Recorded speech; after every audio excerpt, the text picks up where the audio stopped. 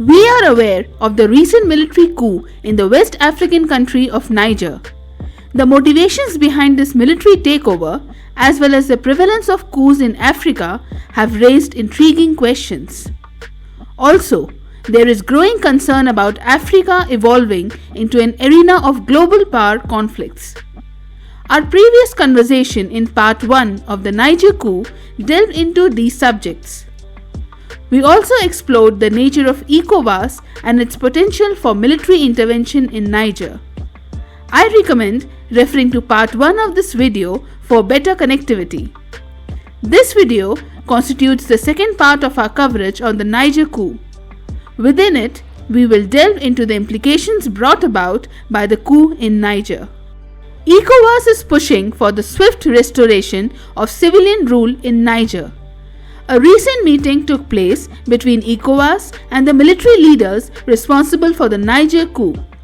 During this meeting, the military leaders committed to reinstating democratic governance within a span of 3 years. However, ECOWAS has rejected this timeline, insisting on the urgency of re-establishing democratic rule as soon as possible. In part 1, we explored how the previous democratic government has strong economic and military connections with both the United States and France.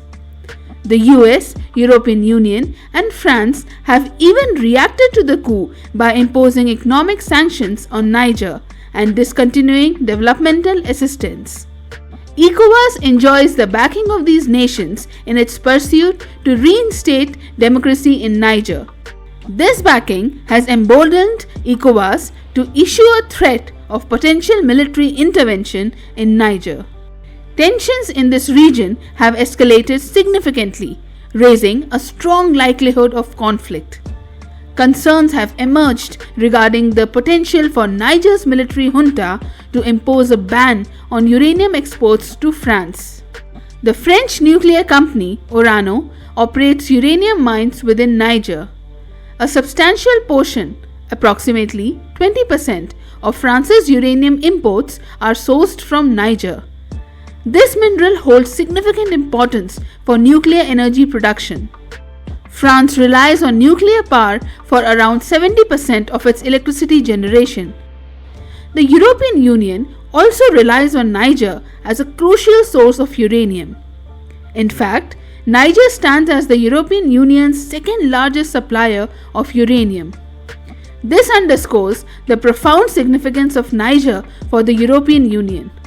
The possibility of Niger's military junta enacting an export ban on uranium poses a notable threat to the energy security of the European Union. The European Union is grappling with an energy crisis. In 2022, Russia made the decision to halt gas supplies to Europe through the Nord Stream pipeline. Consequently, Europe found itself compelled to import natural gas from the United States at exorbitantly high prices. While European nations haven't entirely ceased their energy imports from Russia, yet there has been a substantial reduction compared to previous levels. In the wake of Russia's energy supply cutoff and ensuing crisis, European countries began seeking alternatives to diversify their energy sources. This need led to the emergence of the Trans-Saharan Gas Pipeline project. The pipeline's objective is to establish a link between Nigeria's natural gas reserves and Europe via Niger and Algeria. The project was steadily progressing until the occurrence of the Niger coup. Presently, the military administration in Niger appears disinclined to foster any form of relationship with Europe. Consequently, the prospects for the successful completion of the Trans-Saharan Gas Pipeline project are extremely dim under the current regime. This setback has dealt a significant blow to Europe's energy security. Therefore, Western powers are poised to employ all available means to dismantle the military junta's rule in Niger, particularly due to the escalating signs of Russia's increasing involvement in the country. France and the United States are deeply concerned about the potential expansion of Russia's influence in Niger following the coup. The military junta in Niger has even sought assistance from Russia's Wagner Group. Interestingly, there exists significant support for Russia among the people of Niger. Images and videos depicting protesters waving Russian flags and vociferously chanting phrases like "Down with France" have spread widely across digital platforms. Russia has issued a warning that any potential military intervention by ECOWAS could serve as a catalyst for a fresh conflict in the region. Russia's influence in the region is experiencing rapid growth. In 2021, a coup unfolded in Niger's neighboring country, Mali. Subsequent to the coup, Mali's military regime issued a call for French troops to depart from the nation, subsequently inviting Russia's Wagner Group. A parallel scenario played out in Burkina Faso, another neighbor of Niger. French troops were compelled to exit the country, and the prevailing military administration there designated Russia as a pivotal ally. Both Mali and Burkina Faso, despite being part of ECOWAS, are lending their support to Niger's military junta. However, due to coups in these nations, ECOWAS has suspended these three countries. The coup in Niger harbors the potential to catalyze instability across the entirety of West Africa. Numerous governments within the region grapple with mounting discontent fueled by corruption, economic distress, and struggles to effectively combat terrorism.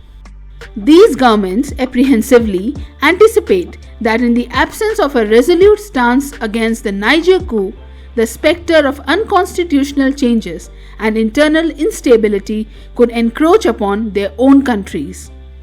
Consequently, disparities have surfaced among ECOWAS member nations concerning the prospect of military intervention.